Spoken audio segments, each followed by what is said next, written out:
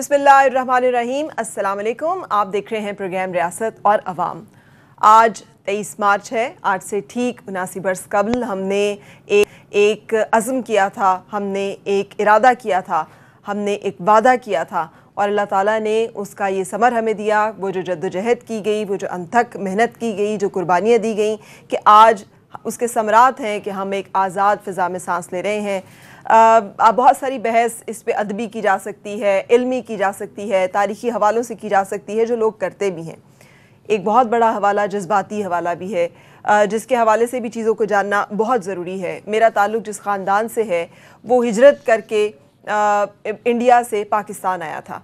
सो अपने बचपन से ही मैंने जो वाक़यात सुने हुए हैं वो इतने लर्ज़ा ख़ेज़ हैं, वो इतने हौलनाक हैं कि जिस तरह से गुरदासपुर से हिजरत करके उठाने वाले लोगों ने जो सहा, जो जुल्म सितम बर्दाश्त किया, वो जुल्म सितम जो है वो एक तारीख़ है और तारीख़ का वो दौर जो है वो हर एक की यादों में महफूज है जो उसमें से गुज़रे हुए हैं और सीना बसीना ये बातें हम तक पहुँची हैं।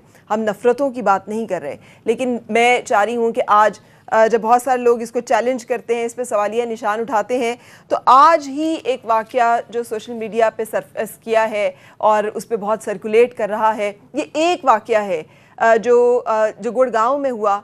ये एक मुसलमान ख़ानदान के ऊपर टूट पड़ने वाली वो क़यामत है जिसमें उनकी कोई गलती नहीं है, कोई गुनाह नहीं है, उन्होंने कोई ऐसा काम नहीं किया कि जिसकी उन्हें ये सज़ा दी जाए जो इस वक्त आप स्क्रीन पे मनाजिर की सूरत में देख रहे हैं। ये हौलनाक वहशियाना तशद्दुद सिर्फ इसलिए किया जा रहा है कि होली के दिन, जो कि मुसलमानों का जो कि हिंदुओं का एक मुक़द्दस त्यौहार है, इन मज़लूम मुसलमानों ने ये जुर्रत कर ली कि क्रिकेट खेल रहे थे और उसकी सज़ा ये दी गई कि घर में घुसकर इन मुसल्लह अफराद ने बदतरीन तशद्दुद का निशाना बनाया।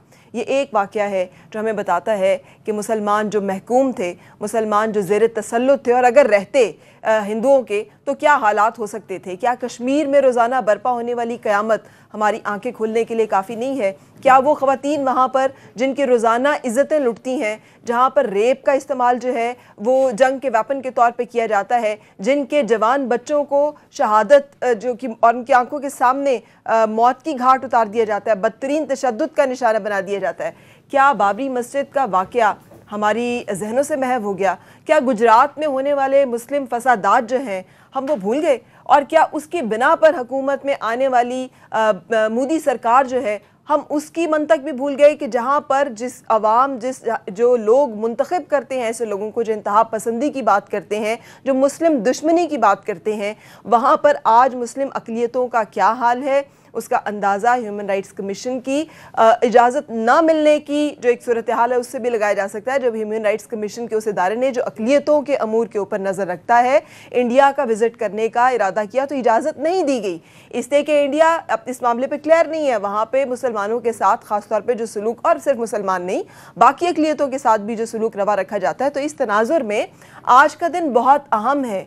मैं इसके बहुत सारे तारीख़ी हवाले भी दे सकती हूँ, दुरुस्त के बहुत सारी इसमें शायद चीज़ें ऐसी हों जिसमें बहुत सारे लोग मुत्तफ़िक ना हों, लेकिन मुझे सिर्फ ये मालूम है कि आज का दिन बहैसियत मुसलमान, बहैसियत पाकिस्तानी एक बहुत अहम दिन है, इसलिए कि आज एक नज़रिया वजूद में आया था, वो नज़रिया जिसकी बुनियाद पर आज हम एक कौम की सूरत में खड़े हैं। आज के दौर के चैलेंजेस कुछ और बढ़ गए, इसलिए कि आज दुश्मन जो है वो हमसे हर तरफ से हमला आवर है। हमें अपने दुश्मन के साथ हर महाज पे नबरदाज़मा होना है, जिसमें 5th जनरेशन वॉरफेयर का तस्करा भी होता है, जिसमें आपने देखा कल मौलाना तक़ी उस्मानी के ऊपर जिस तरह से हमला किया गया, वो फ़िरका वारियत, लसानियत, मजहबी एक जिसे कहते हैं तासुब को और मजहबी एक जुनून को और उससे जुड़ी हुई दहशतगर्दी को फ़रोग़ देने का एक सिलसिला है। सो ये सारे चैलेंजेस और पाकिस्तान का खूबसूरत दिन जो कि आज हम सेलिब्रेट कर रहे हैं, इस हवाले से बातचीत करूंगी आज मैं अपने मेहमानों के साथ। इन कर रहे हैं हमारे डिफेंस एनालिस्ट मेजर जनरल एजाज़ अमान साहब। Thank you for joining me sir. मेरे साथ हैं हमारे पाकिस्तान फिल्म इंडस्ट्री का एक नामवर नाम और हमारा सरवाया जनाब मुस्तफ़ा कुरैशी साहब। Very warm welcome sir, thank you for joining. और मेरे साथ हैं ख़वातीन के हवाले से भी बात करूँ तो भी हमारे लिए एक एज़ाज़ और हमारे लिए प्राइड का बाइस और अपने आइनी करियर के लिहाज से भी वो एक रोल मॉडल। मेरे साथ हैं जस्टिस रिटायर्ड नासरा इकबाल साहिबा। Thank you for joining me ma'am. Sir मैं आपसे शुरू करना चाहूँगी।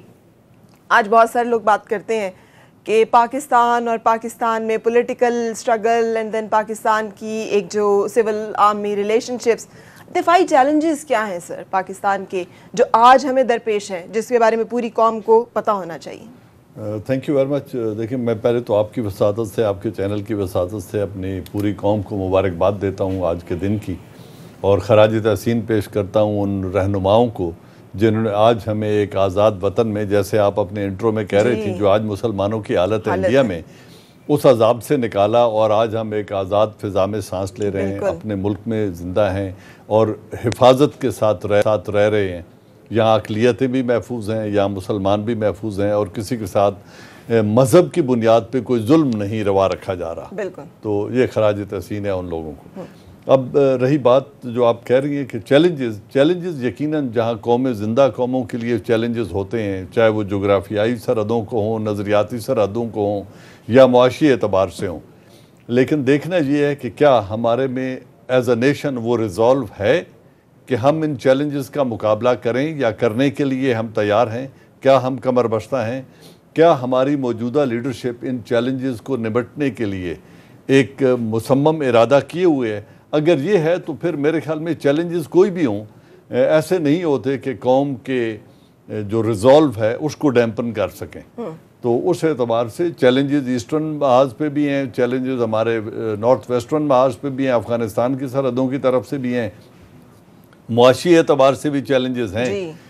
لیکن جیسے پہلے میں کہہ رہا ہوں کہ جہاں لوگ ہوتے ہیں وہاں اختلاف رائے بھی ہوتا ہے، جہاں انسان بستے ہیں وہاں جرائم بھی ہوتے ہیں، جہاں انسان بستے ہیں وہاں پہ ناکامیاں بھی ہوتی ہیں اور کامیابیاں بھی ہوتی ہیں. یہ کسی بھی زندہ معاشرے کا حصہ ہیں.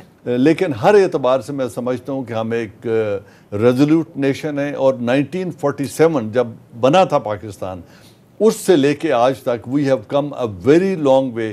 وی are a formidable force, we are resolute nation. آج ہم 22 کروڑ کا ایک جیتا جاگتا ملک ہیں جس کا دنیا کی قوموں میں ایک وقار ہے. چیلنجز بے شک ہیں، but I think we can انشاءاللہ کم اور وی کین کم اپ. اچھا، جسٹس ریٹائرڈ ناصرہ اقبال صاحبہ، پاکستان میں خواتین کا جو سیاسی اور آئینی کردار ہے، آپ کا اس میں ایک بہت اہم مقام ہے. آپ اس کو کیسے دیکھتی ہیں، اور خواتین کیسے اپنا حصہ مزید ڈال سکتی ہیں ملک کی ترقی اور استحکام میں؟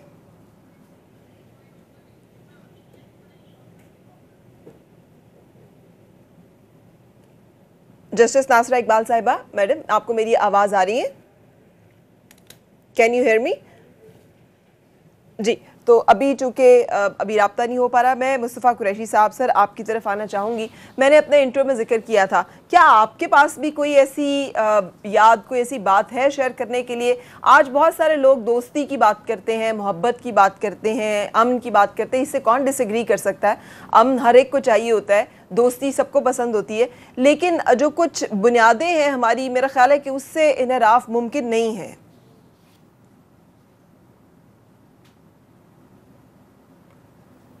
جی ہاں، سب سے پہلے تو آپ کو اور آپ کے تمام ویئرز کو آج کے دن کی مبارکباد پیش کرتا ہوں. اور بلا شبہ آج کا دن تجدید عہد وفا کا دن ہے. ہم سب کہتے تو ہیں کہ تجدید عہد وفا پاکستان کے ساتھ کہتے تو ہیں، کیا ہم عمل بھی کرتے ہیں؟ ہمیں صرف کہنا ہی نہیں، بالکل اسی طرح جیسے انصاف کے لیے کہا جاتا ہے کہ انصاف وہ جو نظر آئے، اسی طرح جب ہم الفاظ کہتے ہیں تو وہ ان پر عمل بھی ہونا چاہیے.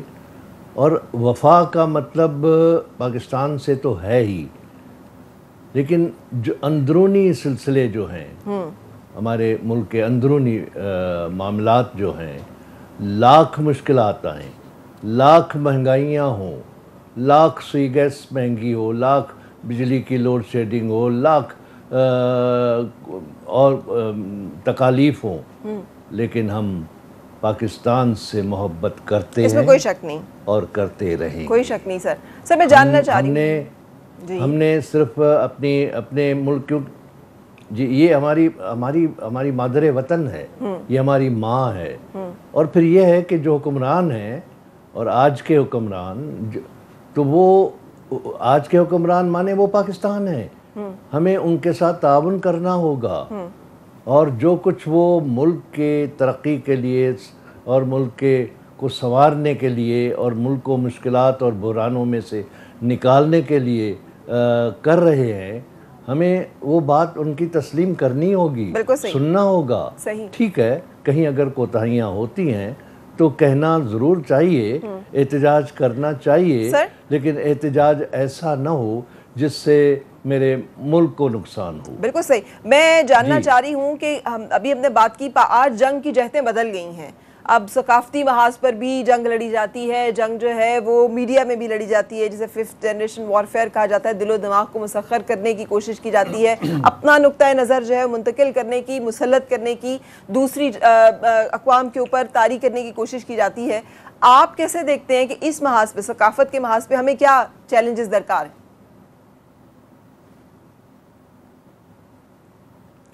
ثقافت کے حوالے سے ویسے ہی ہمارے ملک کی ثقافت بہت ہی رچ ہے، اور ہمارا میڈیا بہت ہی مؤثر ہے، اور ہمارے میڈیا میں جہاں ہمارے پریس اور الیکٹرانک میڈیا ہے، ریٹن میڈیا جو ہے، اس کے علاوہ ہمارے ڈرامے ہیں، ہماری فلمیں ہیں، اور ہم اپنی فلموں کی مارکیٹنگ کو بڑھائیں۔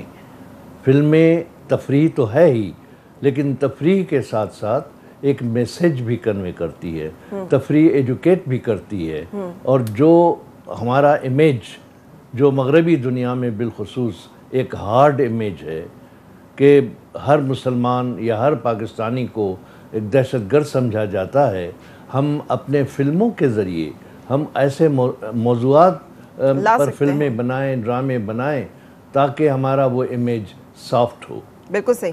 اچھا، جسٹس ناصرہ صاحبہ نے ہمیں جوائن کیا ہے، ایک بات کی کہ ہمیں انہوں نے جوائن کیا ہے، سر میں آتی ہوں واپس آپ کی طرف۔ میں نے ایک سوال کیا تھا آپ کو، جسٹس ناصرہ صاحبہ، خواتین کا کردار جو کہ بہت اہم ہے کسی بھی ملک کی ترقی میں، قائد اعظم محمد علی جناح نے بھی اس کی طرف اشارہ کیا، ہر شخص جو ہے وہ جانتا ہے کہ کسی بھی ملک کی ترقی میں خواتین کا اہم کردار ہو سکتا ہے۔ آئینی اور سیاسی طور پہ آپ کیا میسیج دیں گی آج کے دن؟ وہ کیا عہد ہے جو خواتین کو کرنا چاہیے آج جبکہ ہم تجدید عہد کر رہے ہیں؟ بہت شکریہ۔ سب سے پہلے تو میں مبارکباد پیش کرتی ہوں آپ کو اور تمام ناظرین کو کہ آج قرارداد پاکستان کی 79ویں سالگرہ ہے، اور پاکستان کا شکریہ کہ آج ہم خواتین نے جو بھی مقامات حاصل کیے ہیں وہ پاکستان کی وجہ سے۔ اگر ہم آزاد نہ ہوتے تو ہمیں یہ کہاں موقع ملنے تھے؟ آپ جس عہدے پہ ہیں یا جس عہدے پہ میں فائز رہی ہوں، یہ کہ تو خواتین کی قسمت میں تھا ہی نہیں۔ اور اب آپ دیکھیں، جہاں ایک یونیورسٹی تھی، 181 یونیورسٹیز ہو گئی ہیں، اور ان میں بے شمار خواتین ہیں جو امتیازی نمبروں سے پاس ہوتی ہیں، اور یہ سب محنت ان کا نتیجہ ہے۔ اور میں سمجھتی ہوں خواتین کے لیے یہ بڑا ہے لازمی کہ وہ شہروں میں تو ہمیں بہت ساری مل گئی ہے اپورڈ موبلٹی، اس لیے کہ کوشش بھی کی ہے خواتین نے اور ہر جگہ نظر بھی آتا ہے، لیکن ابھی ہماری دیہاتی خواتین کے وہی حالات تقریباً ہیں جو آج سے 71 سال پہلے پاکستان کے قیام کے وقت ہوئے تھے۔ حالانکہ تحریک پاکستان میں بے شمار خواتین نے حصہ لیا، لیکن ان تک شعور پہنچانا، یہ ابھی بات کی کہی مصطفیٰ قریشی صاحب نے کہ یہ الیکٹرانک میڈیا جو ہے، خاص طور پہ ریڈیو، جہاں پہ بجلی نہیں بھی ہے، ہر خاتون کو شعور کہ اس کی ذمہ داریاں کیا ہیں اور اس کے حقوق کیا ہیں، یہ پہنچانا، یہ کام الیکٹرانک میڈیا کا ہے۔ پرنٹ میڈیا جو ہے وہ اس کا اتنا نہیں ہے کردار، کیونکہ پڑھنے لکھنے کی ابھی تک ہمارے پاس صلاحیت نہیں ہے، لیکن تعلیم بڑی لازمی ہے۔ اور میں دیکھتی ہوں کہ بچیوں کو گھر رکھ لیتی ہیں مائیں اور بچوں کو اسکول بھیجتی ہیں کہ وہ تو جی گھر رہیں گی، کسی اور کی پڑھائی دھان ہے، جب جائے گی کسی کے گھر میں تو اس نے کام ہی کرنا ہے نا۔ تو یہ ہمارا رویوں میں تبدیلی لازمی ہے، اور شہری خواتین جو پڑھی لکھی ہیں ان کو یہ پہنچانا ان لوگوں کو ضروری ہے، خواتین کو جن کو حاصل نہیں ہوا۔ دوسری بات جو میں کہنا چاہ رہی کنٹینیو کرتی ہوں، میں ابھی کنٹینیو کروں گی، لیکن چونکہ بریک لینی ہے سو بعد ہم اپنی بات کو یہیں سے آگے بڑھائیں گے۔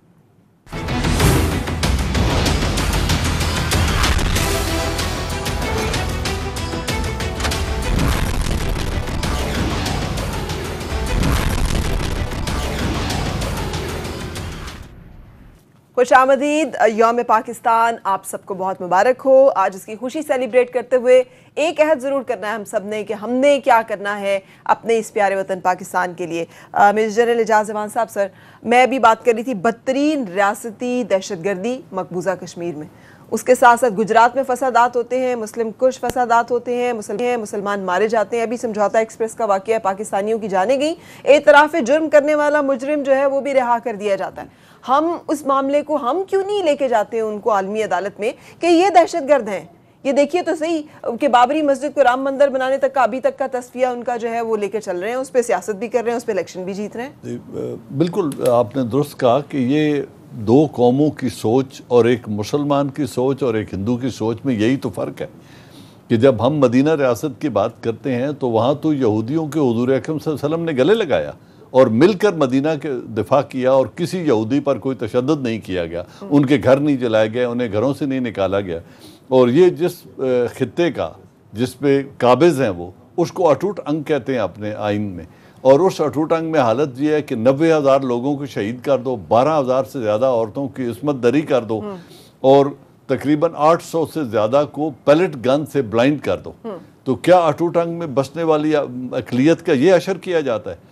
आज वो दलित के साथ क्या कर रहे हैं, क्रिश्चियंस के साथ क्या कर रहे हैं, खुद सिखों के खिलाफ क्या कर रहे हैं, और सबसे बड़ी माइनॉरिटी 22 करोड़ मुसलमानों के साथ उनका क्या रवैया है। और इधर हमारे यहाँ आप देखें कि उनका, आपने अमन की बात की थी कि उनका वो पायलट जो हमारे बच्चों को शहीद करने आया था, हमारे बच्चों को मारने के लिए आया था, हम पर बमबारी करने आया था, और हमने उसे गिरफ्तार करने के बाद त्यारे को गिरा के जिस बाइज्जत तरीके से वापस किया, ये होती है एक मुसलमान की शान या एक जो ओपन माइंडेड सोसाइटी है उसकी निशानी ये होती है। और उधर तासुब की ये हालत है कि मस्जिद को गिराया जा रहा है, तो हम जितना खराज तहसीन पेश करें अल्लामा इकबाल रहमतुल्लाह अलैह को, कायद आज़म मोहम्मद अली जिन्ना और उनके तमाम कॉलीग्स को, मेरे ख्याल में अल्लाह ताला उन्हें करवट करवट जन्नत दे आमीन, कि उन्होंने हमें एक ऐसे मुतअस्सब मुआशरे से, और वो देख रहे थे आज से 79 ईयर्स पहले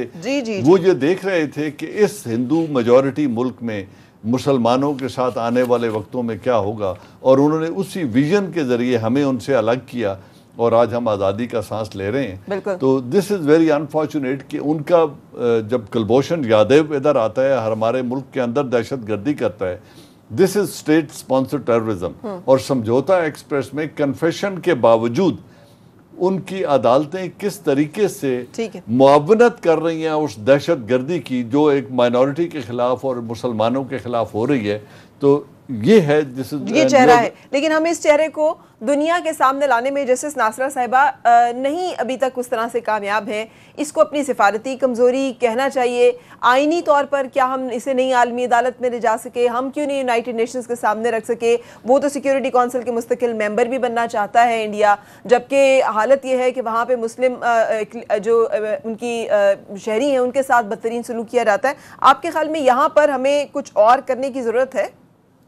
पहले तो मैं एक बात कहूंगी, जो इन्होंने हम पे हमला करने की कोशिश की और वो नाकाम हो गया।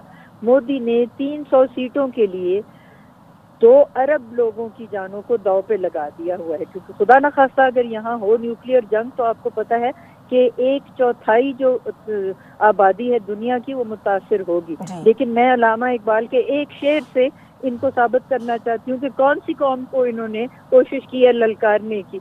वो फरमाते हैं, जिससे जिगरे लाला में ठंडक हो वो शबनम, दरियाओं के दिल जिससे दहल जाए वो तूफान।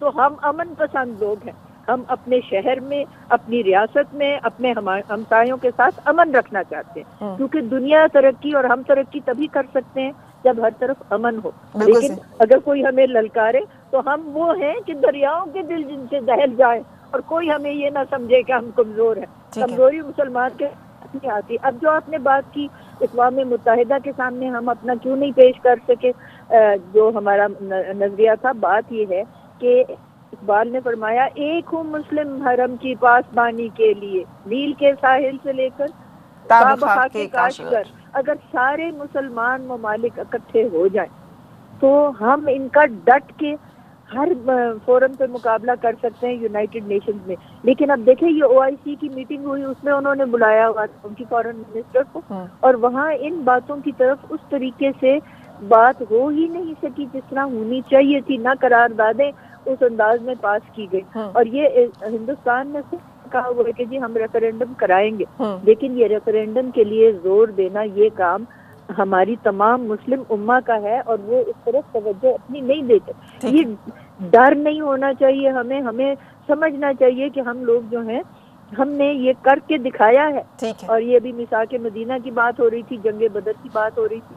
اگر مسلمان اکٹھے ہو جائیں تو وہ کیا کیا نہیں پا سکتے. اور یہ جو جانا ہے نا ورلڈ کورٹ میں, وہ تو لے گیا, آپ نے کہا کلبھوشن کا, یہ جو ان کا فیصلہ ہے یہ تو کل کی بات ہے نا. یہ یقیناً ہم لے جا سکتے ہیں اگر یہ وینا کنونشن کی ہونا اس کی خلاف ورزی, لیکن یہ وینا کنونشن میں داخل نہیں ہوتا کیونکہ یہ تو عام شہریوں کا واقعہ ہے. تو آپ وہاں پہ ورلڈ کورٹ میں صرف وہ لے جا سکتے ہیں معاملات جس میں دونوں پارٹیوں نے اگری کیا ہو, اور وینا کنونشن میں اگر اگری کیا ہوا ہے تو اس لیے کلبھوشن یادو کے وہ لے جانے کے لیے انہوں نے یہ جسارت کر لی, حالانکہ وہ بنتا نہیں تھا وینا کنونشن کا کیس. اور انشاءاللہ پاکستان کے حق میں فیصلہ ہوگا. یہ مسئلہ کچھ اور ہے جو ایکسپریس کا ہے, لیکن اس کا بھی ہم نے منہ توڑ جو ہے ان کو جواب دینا ضروری ہے. اور بس ہمیں یہ دکھانا ہے کہ ہم ہر لحاظ سے ہم مقابلہ کر سکتے ہیں اور ہم نڈر ہیں, ہم میں کوئی ڈر نہیں ہے. اور جو ایک اور بات میں تمام مسلمانوں کو کہوں گی کہ علامہ نے فرمایا تیری دعا ہے تیری آرزو ہو پوری, میری دعا ہے تیری آرزو بدل جائے. اگر تمام ایک جیسے ہو جائیں اور اکٹھے ہو جائیں, اور اس وقت ہمیں سب سے زیادہ جو ضرورت ہے جو قائد اعظم نے فرمایا تھا, اتحاد, تنظیم اور یقین. بالکل صحیح, آپ صحیح فرما رہی ہیں. میں کنٹینیو کروں گی, پہلے بریک کے لیے رکنا ہے.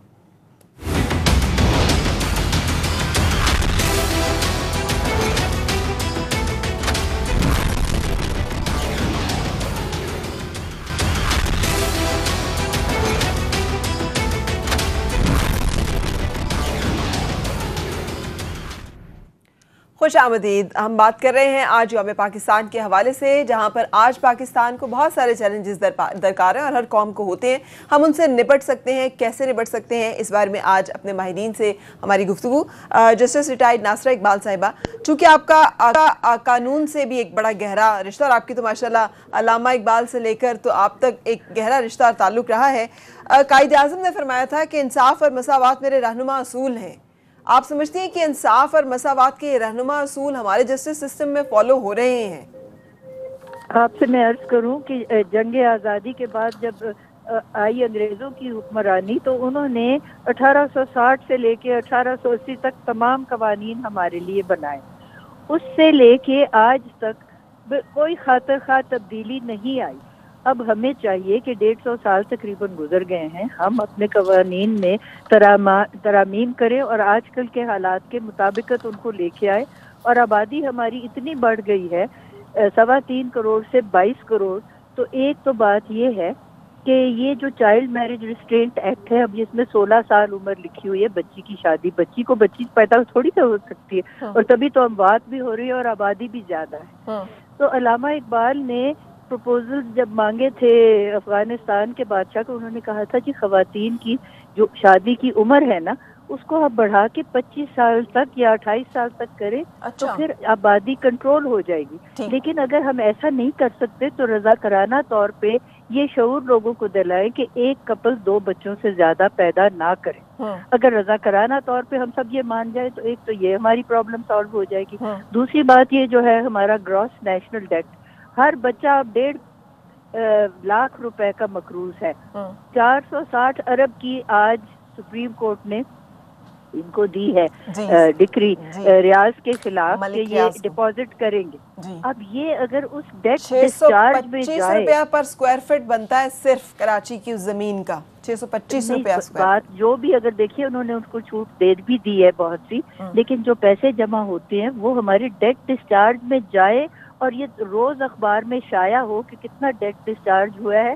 اور اگر کوئی اور کرے تو we should display everywhere کہ جو پیسے آ رہے ہیں وہ لگ بھی رہے ہیں. اور تیسری بات یہ ہے کہ ہمارے یہاں جو ہے نا اشرافیہ, وہ چاہتے ہیں کہ ہر چیز امپورٹڈ استعمال کریں. لیکن میں آپ نے ابھی جو بات کی ہے مصنوعات کی طرف آ جائے نا تو میں سمجھتی ہوں بہت سارے آپ نے انڈورس کیا ہے، بالکل سے آپ نے انڈورس کیا ہے جو فیصلہ کیا گیا ہے، یقیناً بہتری میں ہوگا. لیکن انصاف اور مساوات کے اصولوں کا پھر تقاضا نہیں ہے کہ اگر پولیٹیکل لیڈرز جنہیں ہم کہہ رہے ہیں کرپشن ہے اور احتساب ہے، پھر وہ بھی اگر دے کے چاہیں کہ ان کی بھی پیسہ جو ہے وہ حلال ہو جائے تو اس کو بھی ایکسیپٹ کیا جائے؟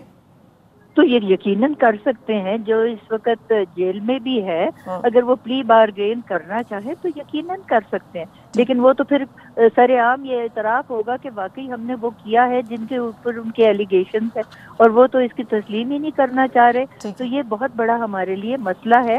اور یہ ہمارا قانون جو ہے نا نیب کا، اس کو تو سب سے پہلے چینج ہونے کی ضرورت ہے. ہر پارٹی جس وقت الیکشن لڑتی ہے تو کہتے ہیں کہ جی ہم یہ قانون بدلیں گے، کیونکہ یہ تو لائے ہوئے ہیں ایک غاصب، اور جو غاصب کا قانون ہوتا ہے وہ اپنے حق میں ہوتا ہے. تمام ججوں کو، جرنیلوں کو، اور جو اعلیٰ ہے نا سربراہ مملکت، مطلب پرائم منسٹر، پریزیڈنٹ، ان سب کو استثناء حاصل ہے. تو اگر مساوات ہم نے یکساں کرنی ہے تو ہر ایک کے لیے برابری ہونی ضروری ہے، جو ہمارے آئین کا آرٹیکل 25 بھی کہتا ہے. ہر ایک کے ساتھ سلوک وہی ہونا چاہیے جو غریب سے غریب تک. اب امیروں کے لیے قانون کچھ اور ہے اور اشرافیہ کے لیے عہدے دار ہیں ان کے لیے کچھ اور ہے اور باقی کے لیے کچھ اور ہے. لیکن یہ آپ کا اور میرا کام ہے. افراد کے ہاتھوں میں ہے اقوام کی تقدیر. ہر فرد ہے ملت کے مقدر کا ستارہ. بہت خوبصورت. میم آپ تھوڑی دیر ساتھ رہیے گا، ہم نے یہی سوال جو ہے مصطفیٰ قریشی صاحب سے بھی رکھنا ہے. مصطفیٰ صاحب، آپ نے پاکستان فلم انڈسٹری پہ بہت کام کیا ہے ماشاءاللہ سے. آپ کیسے دیکھتے ہیں انصاف مساوات کے اصولوں کو، خاص طور پہ تعصب کو لے کر بھی؟ یہ جو سندھی، بلوچی، پٹھان، پنجابی، یہ جو ڈویژنز ہیں جس کو دشمن ہمیشہ ایکسپلائٹ کرنے کی کوشش کرتا اور کرے گا. نہیں، ہم نے تو ہمیشہ مثال قائم کی ہے کہ جب فلم انڈسٹری میں سندھ سے تعلق رکھتا ہوں، سندھی اسپیکنگ ہوں، اور میں نے پنجاب میں اردو کے ساتھ ساتھ زیادہ پنجابی فلموں میں کام کیا. اسی طرح پشتو اسپیکنگ آرٹسٹ بھی لاہور میں ہوا کرتے تھے، اسی طرح اردو اسپیکنگ ہوا کرتے تھے، اور پنجابی تمام صوبوں کے تمام زبانوں کے آرٹسٹ وہاں لاہور کی فلم انڈسٹری میں. گویا ہم یکجہتی کی ہم نے ایک مثال قائم کی ہوئی تھی. تو یہ جو اس طرح یکجہت، اور ہم نے جو فلمیں بھی بنائی ہیں وہ بھی تقریباً یکجہتی ہی کے حوالے سے بنائی ہیں. ہم نے کبھی آپس میں کوئی فرق محسوس نہیں کیا. ہاں، البتہ ہمارا جو اصل دشمن جس نے ہمیں دل سے آج تک تسلیم نہیں کیا، ہم اس کے دشمن ہیں.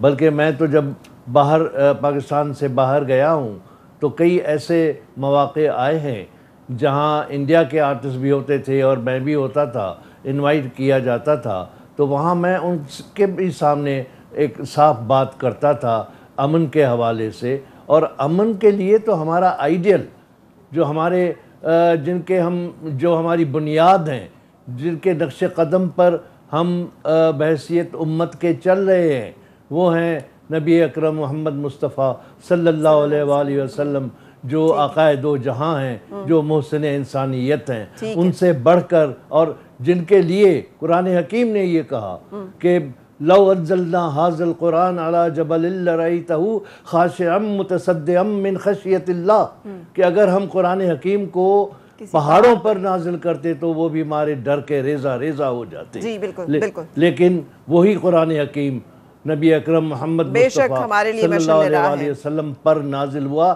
جن کی ہم امت ہے اور انہی کی ہم امت ہیں. اور ہم آج جو ہمارے پرائم منسٹر عمران خان صاحب جو مدینے کی ریاست کا ذکر کرتے ہیں اور کئی بار کر چکے ہیں، وہ اس پر فالو کر رہے ہیں. ایک مثال یہ دنیا کے سامنے ہے کہ جیسے نبی اکرم محمد مصطفیٰ صلی اللہ علیہ وآلہ وسلم جس گلی سے گزرتے تھے تو ایک یہودن کچرا پھینکتی تھی، اور جب 1 دن 2 دن 3 دن کچرا نہیں آیا تو آپ پریشان ہوئے. معلوم ہوا کہ وہ بیمار ہے اور ان کی عیادت کو چلے گئے. انہی کے نقش قدم پر چل کر عمران خان نے ثابت کیا دنیا پر کہ یہ جو ابھی ایک حملہ آور گھسا تھا ہمارے حدود میں، جس کے جہاز کو گرایا گیا ٹھیک ہے۔ اور اس کو گرفتار کیا گیا ٹھیک ہے سر، اور اس کو پھر باعزت وہ بھیج دیا رہا گیا، واپس کیا ٹھیک گیا۔ ہے، مجھے بریک لینی ہے، بات پھر ملتے ہیں۔